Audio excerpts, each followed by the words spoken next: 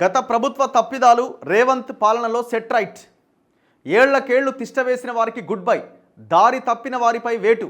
Retired batch టెర్మినేషన్పై సర్వత్రా సానుకూలం. ముఖ్యంగా ఉద్యోగులు ఫుల్ హ్యాపీ. పదోన్నతులు వస్తాయని ఆశలు. కేసీఆర్ పాలనలో జోరుగా ఎక్స్టెన్షన్లు. చాలా శాఖల్లో రిటైర్డ్ ఉద్యోగుల హవా. ఎక్కువ శాతం మందికి అవినీతి మరకలు. ఎన్ని విమర్శలు వచ్చినా కొనసాగించిన బీఆర్ఎస్ ప్రభుత్వం మారిన తర్వాత కొందరు రాజీనామాల బాట. మిగిలిన వారికి గుడ్ బై చెప్పేసిన రేవంత్ సర్కార్ 2 రోజుల్లో తొలగింపు ప్రక్రియ పూర్తి. తాజా ఉత్తర్వులతో హర్షం. యువతకు ఉపశమనం. కింది స్థాయి పోస్టుల భర్తీకి మార్గం సుగమం. నోటిఫికేషన్లు, అవుట్సోర్సింగ్ రిక్రూట్మెంట్లు. ఇది 100% ఈ రిటైర్డ్ ఉద్యోగులు ఎవరైతే కాంట్రాక్టు పద్ధతిలో మళ్ళీ కేసీఆర్ హయాంలో సిస్టంలోకి ఎంటర్ అయ్యి లక్షలకు జీతం తీసుకొని ఎంజాయ్ చేస్తున్నారో వాళ్ళందరినీ తొలగించాలన్న ప్రక్రియ ఏదైతే ఉందో అది చాలా గొప్ప నిర్ణయం. ఆలస్యం జరిగింది, ఆలస్యమైన మంచి నిర్ణయంగానే మనం చెప్పాలి. అండ్ ఇంకొకటి, రేవంత్ రెడ్డి ఇచ్చినటువంటి ఆర్డర్లో ఒక లైన్ పెట్టిండు. ఒకవేళ ఆయా డిపార్ట్మెంట్ల హెడ్ ఆఫ్ ది డిపార్ట్మెంట్స్కి, హెచ్ఓడీస్కి ఇష్టమైతే, వాళ్ళ సేవలు కావాలి అనుకుంటే మళ్ళీ వాళ్ళని టెర్మినేషన్ తర్వాత మళ్ళీ వాళ్ళని తీసుకోవచ్చు, ఎవరైనా ఒకరిద్దరు అవసరం ఉంటే అన్నారు. ఇది కూడా అవసరం లేదు. మరి ఎందుకు పెట్టారో ఆ నిబంధన, ఎవరి కోసం పెట్టారో మీరే చెప్పాలా. ఆ క్లాజ్ ఎందుకు, ఆ లైన్ ఎందుకు యాడ్ చేశారు? మళ్ళీ ఏం చేస్తారండి? 60-70 ఏళ్ళు దాటిన తర్వాత ఇంకా వాళ్ళు చేసే పని ఏముంటుంది? ఇంకేం చేయగలుగుతారో అక్కడ. ఒకవేళ మీరు వాళ్ళ సలహాలు తీసుకోవాలనుకుంటే వాళ్ళని పిలిపించండి, వేరే రకంగా మాట్లాడి సలహాలు తీసుకోండి. ఒక కమిటీ వేసుకోండి, ఒక డిపార్ట్మెంట్లో కమిటీ వేసుకోండి. వాళ్ళకి ప్రభుత్వం నుంచి జీతాలు ఇచ్చి, ప్రజల ట్యాక్సుల ద్వారా జీతాలు ఇచ్చి, కింద వాళ్ళకి ప్రమోషన్లు రాకుండా, నిరుద్యోగులకు ఉద్యోగాలు రాకుండా, ఇప్పుడు 6,000 పోస్టులు ఖాళీ అయితే 6,000 మందికి ఉద్యోగాలు వస్తాయి కదా. 6,000 మంది ప్రమోషన్ల కోసం ఎదురు చూస్తున్న ఉద్యోగులకు ప్రమోషన్లు వస్తాయి కదా. ప్రభుత్వ రిటైర్డ్ ఉద్యోగులకు అనుభవం ఎక్కువ. అది నీతికి కావచ్చు, అవినీతికి కావచ్చు. మాజీ సీఎం కేసీఆర్ ఏ ఉద్దేశంతో తన హయాంలో రిటైర్డ్ ఉద్యోగులకు పెద్దపీట వేశారో కానీ చాలామందికి అవినీతి మరకలు అంటుకున్నాయి. 10 ఏళ్లు పాలించడంతో అవి విమర్శలకే పరిమితమైనవి. ప్రభుత్వం మారిన తర్వాత విమర్శలు కాస్త కేసుల వరకు వెళ్ళినాయి. ఇలా చాలామంది చేసిన తప్పులకు వేటుపడ్డది. ఇంకా మిగిలిపోయిన వారికి గుడ్ బై చెప్పే టైం వచ్చింది. పదవీ విరమణ చేసి కాంట్రాక్ట్ ఉద్యోగులుగా కొనసాగుతున్న వారందరినీ తొలగించేందుకు రేవంత్ సర్కార్ పూనుకున్నది. దీనిపై అటు ఉద్యోగుల్లో ఇటు నిరుద్యోగుల్లో హర్షం వ్యక్తమవుతున్నది. ఇప్పుడు దీనివల్ల ఏమవుతుంది, ఎందుకు పెట్టుకున్నాడు ఇంతమందిని అని అంటే, ఈ అవినీతి మొత్తం వాళ్ళ చేత చేయించడం వల్ల ఏమవుతుంది, వాళ్ళ మీద కేసులు ఏముంటుంది, వాళ్ళు చెప్పిరు నేను చేసిన, నేను ఒక అవుట్సోర్సింగ్ ఎంప్లాయ్ అని చెప్తాడు. బాధ్యత గల పదవి కాదు కదా అది, బాధ్యత గల ఉద్యోగం కాదు కదా. గవర్నమెంట్ నుంచి జీతం తీసుకొని చేస్తే ఒకటి, కానీ అవుట్సోర్సింగ్ పద్ధతిలో, కాంట్రాక్ట్ పద్ధతిలో వాళ్ళని రిక్రూట్ చేసుకున్నాడు. ప్రతి కలెక్టరేట్ ఆఫీస్లో ఒక అవుట్సోర్సింగ్ కంప్యూటర్ ఆపరేటర్ ఇంకోరిని పెట్టుకున్నాడు. ఇప్పుడు అమయ్ కుమార్ లాంటోడు ఉన్నాడు, వాడు ఏం చేసిన, ఒక అవుట్సోర్సింగ్ ఎంప్లాయ్ని పెట్టుకున్నాడు. వాడు మొత్తం ఈ దందాలకు తెరదించిండు. వాడు 400 కోట్లు సంపాదించిండు, వీడో 1000 కోట్లు సంపాదించిండు. చివరికి ఆ తప్పు ఎవడి మీద నెడతారో, అవుట్సోర్సింగ్ ఎంప్లాయ్ మీద నెడతారు. వాంది ఏముంది పోయింది, వాంది అవసరమైతే ఉద్యోగం నుంచి టెర్మినేట్ చేస్తారు, అంతే సింపుల్. సో ఇట్లా ఈ కాంట్రాక్ట్ అవుట్సోర్సింగ్ ఎంప్లాయీస్ని, రిటైర్డ్ అయిన వాళ్ళని పెట్టుకొని ఈ తప్పుడు పనులు చేయించండి. ప్రభాకర్ రావు అంటోడు ఎవడు, వాడు ఎప్పుడో జమాన్లు ఎప్పుడో రిటైర్ అయితే పెట్టుకున్నాడు. Who is Radhakishan Rao, who is Muralidhar Rao, Kaleshwaram దీనికి సంబంధించిన దాంట్లో ఉన్నాడు కదా మెయిన్ కల్ప్రిట్. ఆయన ఎప్పుడో 90s రిటైర్ అయితే తెచ్చిపెట్టుకున్నాడు.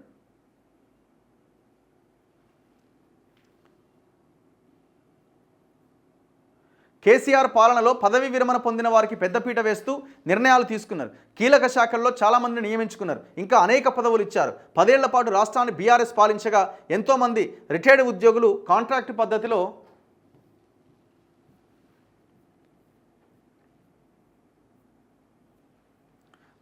పద్ధతిలో నియమితులయ్యారు.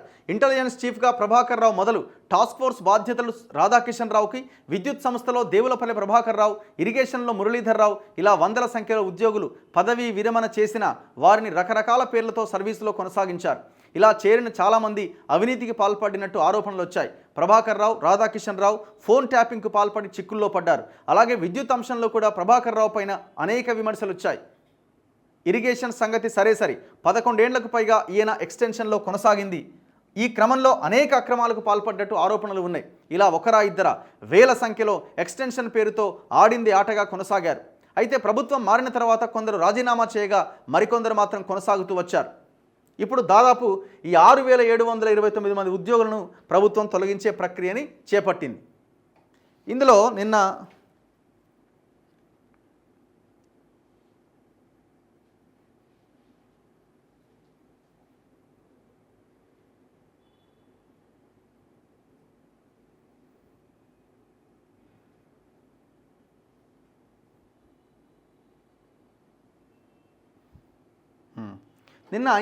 ఇంకొక జీవో వచ్చింది, ఇంకొక మెమో వచ్చింది. ఇగో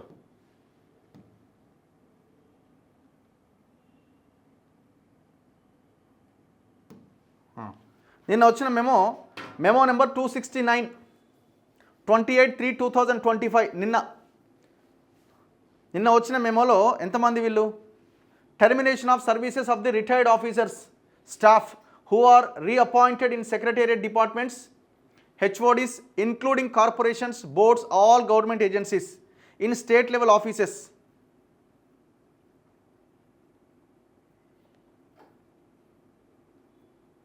సో ఇందులో చాలామంది ఎంప్లాయీస్ ఉన్నారు.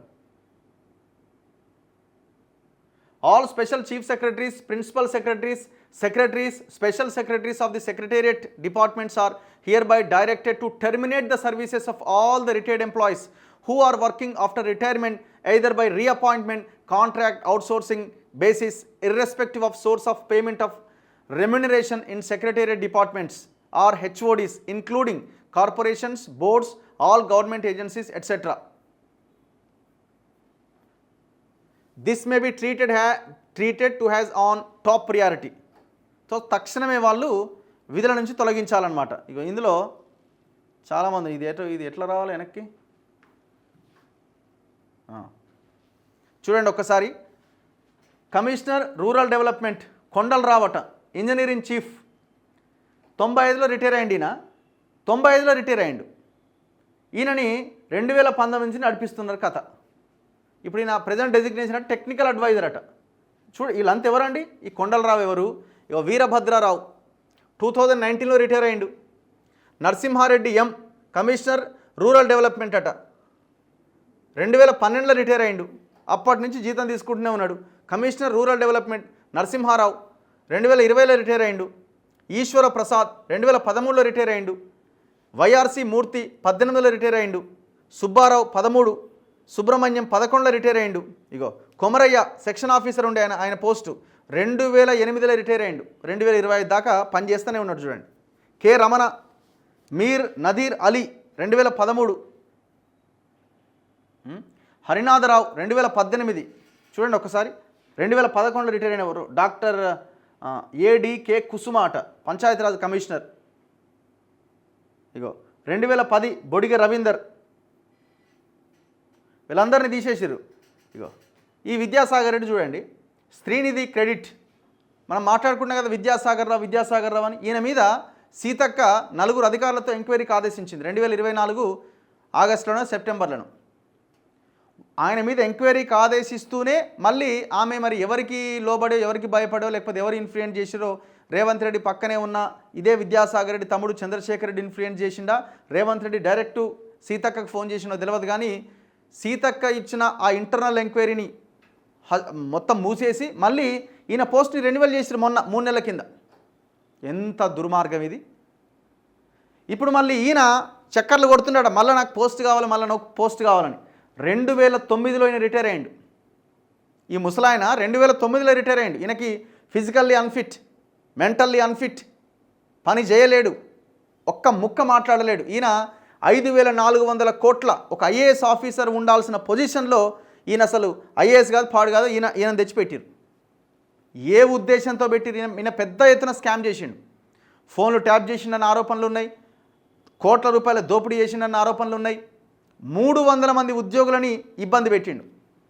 10ల సంఖ్యలో ఉద్యోగులు రిజైన్ చేసి వెళ్ళిపోయి టార్చర్ భరించలేక, ముఖ్యంగా అందులో అమ్మాయిలు, మహిళలు. మళ్ళీ ఈయన తిరుగుతున్నాడు, ఇక రేవంత్ రెడ్డి చుట్టూ తిరుగుతున్నాడు. ఇప్పుడు విద్యాసాగర్ రెడ్డిని మళ్ళీ అపాయింట్ చేస్తే మీరు చేసిన ఈ మొత్తానికి తూట్లు పొడిచినట్టే. ఇక ఇప్పుడు మేము శభాష్ రేవంత్ రెడ్డి అంటున్నాం. రేపొద్దున ఇట్లాంటి ఆఫీసర్లని మళ్ళీ కనుక మీరు రిక్రూట్ చేస్తే, మళ్ళీ వాళ్ళకి అపాయింట్మెంట్ ఇస్తే, మళ్ళీ వాళ్ళని పోస్టింగ్లు ఇస్తే ఇక ఇంతకంటే దరిద్రం ఇంకొకటి లేదని చెప్పాల్సి వస్తుంది. అసలు ఆయన ఇంటర్నల్ ఎంక్వైరీకి ఆదేశించిన తర్వాత ఆయనకు పోస్ట్ రెన్యువల్ చేయడం అనేది పెద్ద దుర్మార్గం. సీతక్క శాఖ ఇది. 2009లో ఆయన రిటైర్ అయితే 2011 నుంచి 2025 దాకా ఆ స్త్రీనిధి ఎండీగా కొనసాగుతున్నాడు. ఇదే ఆంధ్రప్రదేశ్లో అదే స్త్రీనిధి పోస్ట్కి 4 డైరెక్టర్లు మారిరు. ఇప్పటి వరకు 4 మేనేజింగ్ డైరెక్టర్లు ఎండీలు మారిరు. మన దగ్గర 2011 నుంచి ఇప్పటిదాకా ఈయనే. ఇది ఒక ఎగ్జాంపుల్ చెప్తున్నా నేను. ఇట్లాంటి వాళ్ళు ఎంతమంది. ఒక ఆయన 2012లో రిటైర్ అయ్యిండు, 2011లో రిటైర్ అయ్యిండు, 15, 14, 19, 15, 2010. ఎంత అసలు ఏందండి ఇదిగో. సి జ్ఞానేశ్వరుడు 2004లో రిటైర్ అయ్యిండు. అంటే దగ్గర 21 ఏళ్ళుగా చేస్తూనే ఉన్నాడు.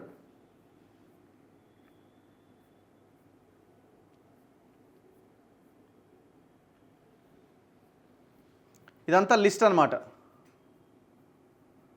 సో తక్షణమే ఇప్పుడు దిశలో చూసినా నేను ఇగో చూడండి, ఇగో ఎక్స్టెన్షన్ ప్లీజ్ అని అడుగుతున్నారట.